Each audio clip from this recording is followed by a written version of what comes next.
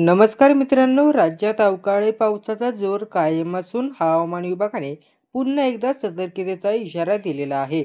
विशेषतः विदर्भातील काही जिल्ह्यात मोठा पाऊस आणि वादळी वाऱ्यासह गारपीट होण्याची शक्यता वर्तवण्यात आलेली आहे.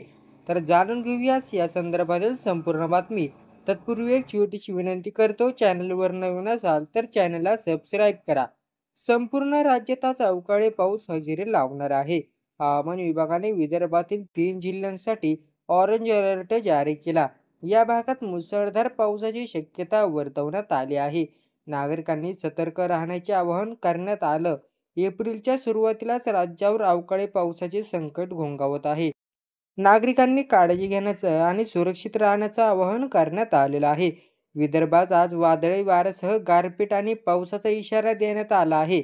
हवामान विभागाने 3 जिल्ह्यांसाठी ऑरेंज अलर्ट जारी केला असून काही जिल्ह्यांना येलो अलर्ट देण्यात आला.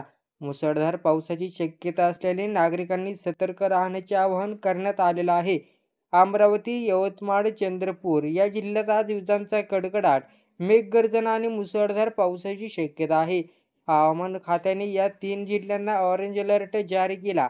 तसेच वादळी वाऱ्यासह गारपीट होण्याचा अंदाज देखील वर्तवण्यात आलेला आहे. हवामान विभागाच्या विभागानुसार पुढील काही दिवस राज्यात पावसाची स्थिती राहू शकते.